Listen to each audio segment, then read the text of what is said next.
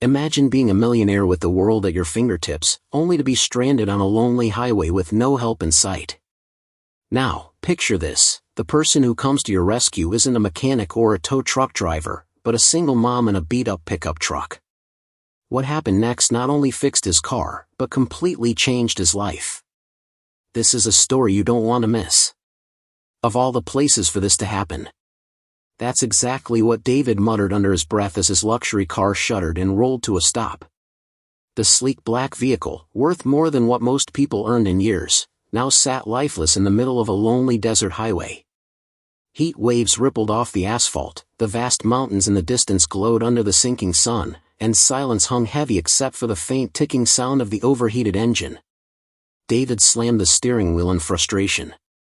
He was a man who built his life on control, efficiency, and precision.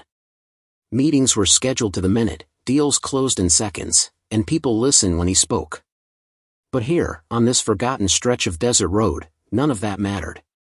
No assistant to call, no driver to summon, and worst of all, no cell service. His phone screen flashed no signal. Perfect, he sighed, stepping out of the car in his tailored gray suit. The dry wind whipped against his face, carrying dust that clung to his polished shoes. He popped the hood, staring blankly at the smoking engine. The truth was, David didn't know the first thing about cars. He could sign multi-million-dollar contracts, but when it came to turning a wrench, he was lost. Minutes dragged on, the desert sun dropping lower, painting the sky orange and gold. Sweat formed on his forehead, and for the first time in a long time, he felt something he wasn't used to: helplessness. Just as he was about to slam the hood shut in defeat, he heard the rumble of an old engine in the distance. A beat-up pickup truck rattled closer, its paint chipped and headlights dim. It slowed down and finally pulled over right behind his stranded car. Out stepped a woman, her boots crunching on the gravel. She wore worn-out jeans, a red plaid shirt rolled up at the sleeves, and her dark hair tied back in a ponytail. Her face carried a calm determination, the kind that comes from years of dealing with life's curveballs. Her hands had faint grease stains, clear proof she wasn't afraid of hard work. David straightened his tie, unsure whether to feel relieved or embarrassed. Here he was, a millionaire stranded in the desert, and the person stopping to help him wasn't a mechanic, wasn't roadside assistance, but a woman who looked like she had just come from a long day of work. She gave him a quick nod. "Car trouble?" she asked, her voice steady but kind.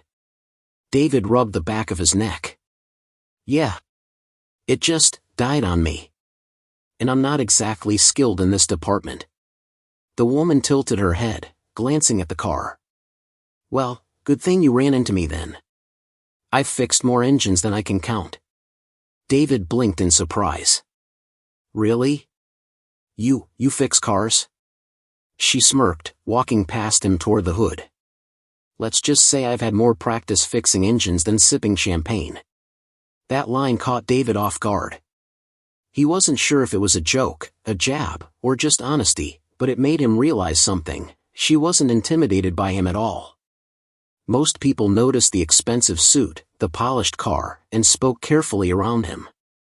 But this woman didn't seem to care who he was or what he had. She cared about the problem in front of her, the car. "I'm Sarah, by the way," she said, pulling out a rag from her truck.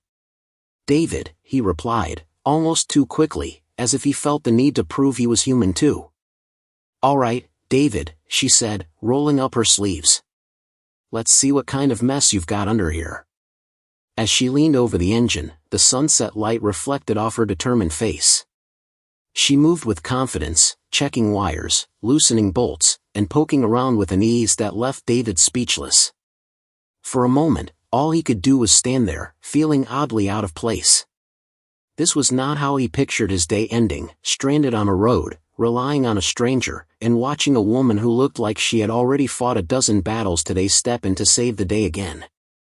And little did he know, this unexpected encounter on a desert highway was about to change far more than just his broken car. David stepped back, his polished shoes crunching against the gravel, as Sarah leaned over the hood. He couldn't help but notice how effortlessly she handled the situation, like this was second nature to her. She wasn't fumbling or second-guessing, every movement was confident, every glance purposeful. "You know," David said, half curious and half skeptical, "I don't usually see, well, people like you working on engines." Sarah raised an eyebrow, glancing at him briefly before returning her focus to the car. "People like me?" she asked, her tone playful but firm. David quickly backtracked, clearing his throat. "I didn't mean it like that.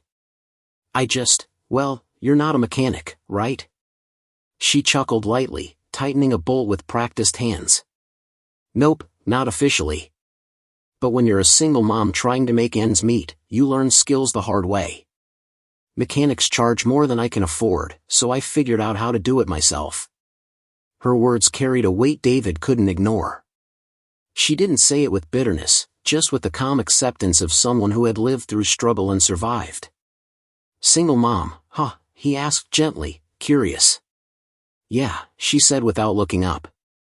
"It's just me and my little girl, Emma. She's 8. Smart as a whip.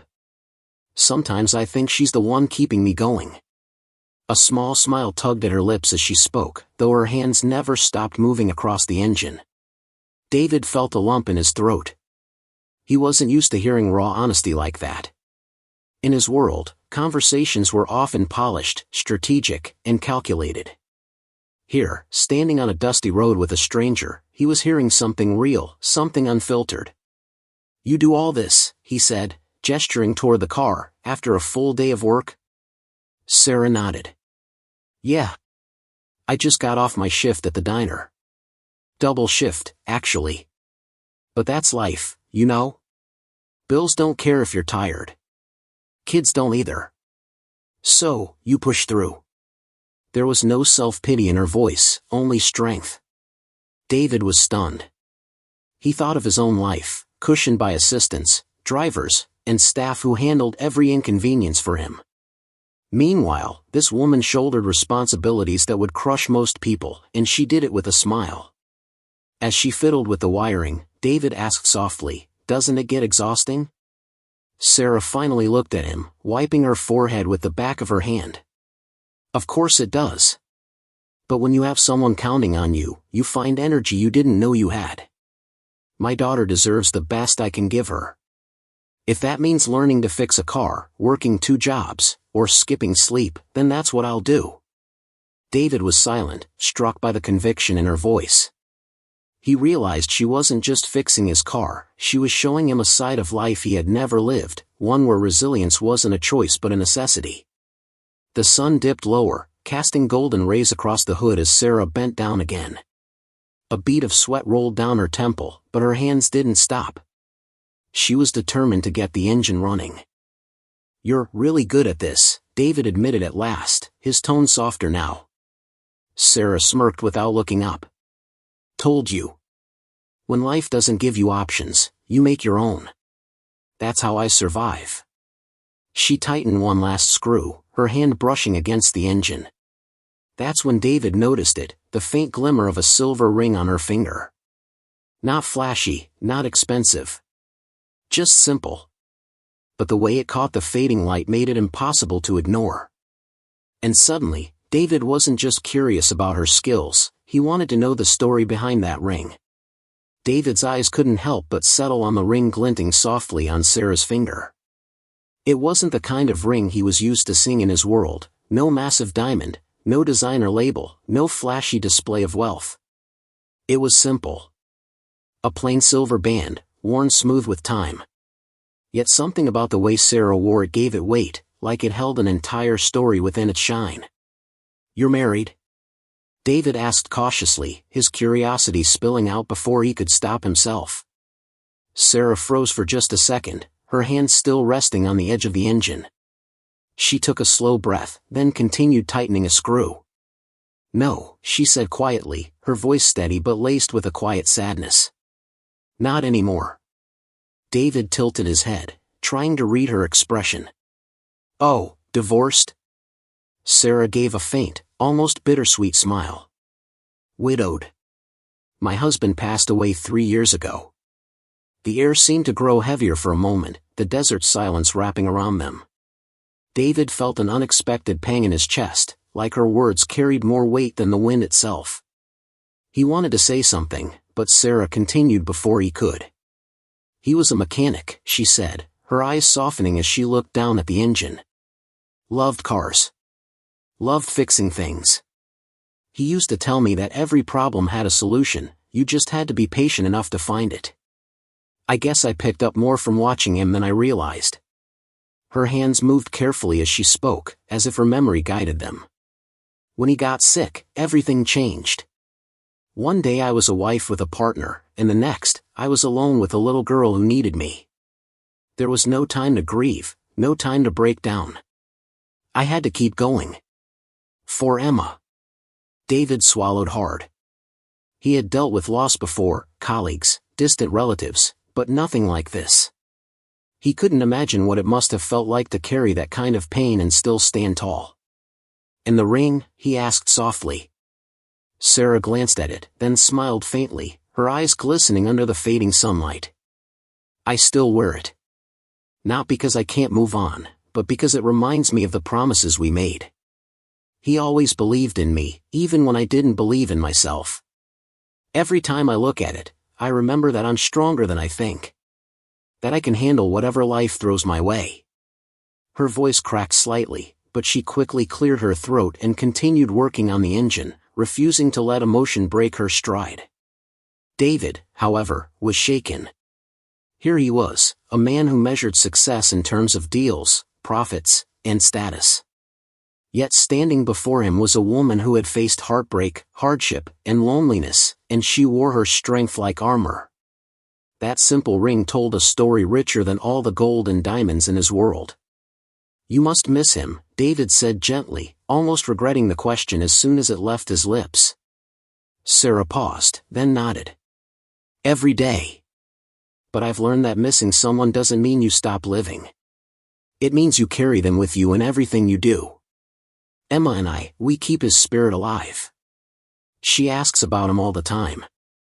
I tell her stories, show her pictures.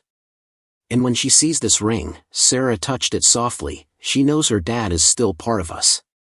The sincerity in her words pierced through David's usual wall of detachment. He had spent years surrounded by people chasing money, fame, and influence. But this woman, this single mom with grease on her hands and pain in her past, carried something far greater: love, loyalty, and resilience. Finally, Sarah wiped her hands on her rag and stood back. "Try it now," she said, gesturing toward the car. David slid into the driver's seat and turned the key. To his astonishment, the engine roared back to life, smooth and strong as if nothing had happened. Stepping out of the car, he looked at Sarah with fresh eyes. She hadn't just fixed his engine, she had given him a glimpse into a kind of strength he had never known. And as his gaze fell once more on that simple silver ring, he realized it told a story no fortune could ever buy. The roar of the engine was like music to David's ears. He stepped out of the car, his expression a mix of disbelief and relief. The sleek machine that had left him stranded was now alive again, thanks not to a mechanic, not to his wealth, but to a single mom in worn jeans and a plaid shirt. "You actually fixed it," he said, almost laughing in shock. "Just like that?" Sarah gave a modest shrug, wiping her greasy hands on the rag. "It wasn't too bad. Your fuel line was loose, and the filter was clogged. Nothing I haven't dealt with before." David stared at her, astonished. To him, it had seemed like an impossible situation. But she had handled it with calm, precision, and grit, qualities he admired, though he rarely saw them outside of boardrooms and billion-dollar negotiations. "You know," Sarah added, smirking, "sometimes problems just need someone willing to get their hands dirty." Those words hit him harder than she realized. In his world, most people avoided dirty work. They hired others to solve their problems, threw money at inconveniences, and ran from anything that threatened their comfort. Yet here was Sarah, living proof that strength came not from avoiding challenges, but from facing them head-on. David reached for his wallet, instinctively pulling out a crisp stack of $100 bills. "Here. Take this. It's the least I can do." Sarah immediately shook her head, taking a step back. No. I don't want your money. He frowned. But you just saved me. I was completely stranded. You deserve it. I didn't stop to make money, Sarah said firmly, her tone gentle but unshakable. I stopped because you needed help. That's all. David froze, the money still in his hand. He wasn't used to this. In his world, everything came with a price tag. Every favor, every act of kindness, every gesture, someone always wanted something in return. But not Sarah. She had given her time, her effort, and her skill freely, expecting nothing back. Her refusal unsettled him, but in the best way possible. It humbled him. Are you always like this? David asked softly, his voice carrying genuine curiosity. Sarah shrugged again, glancing at the horizon where the sun was dipping below the mountains. I just believe in doing the right thing. My daughter's watching me every day, learning from what I do. If I teach her that kindness comes with strings attached, then what kind of example am I setting? Her words struck him like lightning. Here was a woman with so little, yet she was richer in character than anyone he knew. For a long moment, David stood there silently, the bills still in his hand. Then, slowly, he tucked them back into his wallet. You're right, he admitted quietly. Thank you, not just for fixing my car, but for reminding me of something I'd forgotten. Sarah gave him a small smile, tossed the rag into her truck, and said, anytime. And in that moment, David realized, this single mom hadn't just fixed his car. She had fixed something inside of him, too. Sarah began walking back toward her pickup truck, tossing her rag onto the seat. David, still processing everything, called after her. Wait, he said, taking a step forward. At least let me do something. Dinner? A donation? Anything at all? Sarah paused, her hand on the truck door. She turned back with a small, tired smile. You don't need to do anything for me, David. I didn't stop because I wanted something in return. I stopped because it was the right thing to do. David stood there speechless, the desert wind swirling dust around his polished shoes.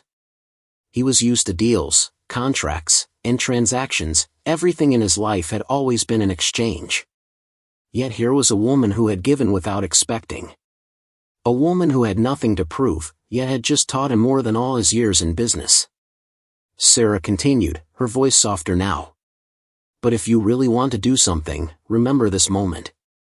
Remember that money doesn't define worth, and not everyone you meet is looking for a payday. Sometimes, people just help because it's the right thing to do. Her words sank deep into his heart. For a moment, all David could do was nod. He had no clever response, no polished speech. Just respect. Pure, genuine respect for a woman whose strength didn't come from wealth, but from love, loyalty, and resilience. With that, Sarah climbed into her old truck, started the engine, and pulled back onto the highway. David stood in the fading light, watching as her taillights grew smaller and smaller until they disappeared into the horizon. He looked back at his own car, shiny, expensive, powerful. Yet in that moment, it felt strangely insignificant compared to what he had just witnessed. It wasn't just his car Sarah had fixed. She had repaired something far more important, his perspective. As David slid behind the wheel, he whispered to himself, she's richer than I'll ever be. From that day on, he would carry the memory of the single mom who stopped to help a stranded millionaire, and reminded him of the priceless value of kindness. And that's how one single mom reminded a millionaire, and all of us, that true wealth isn't about money, but about kindness, love, and resilience. If this story touched your heart, make sure to give it a thumbs up, share it with someone who needs a little inspiration today, and don't forget to subscribe to our channel for more powerful stories just like this. Until next time, stay inspired.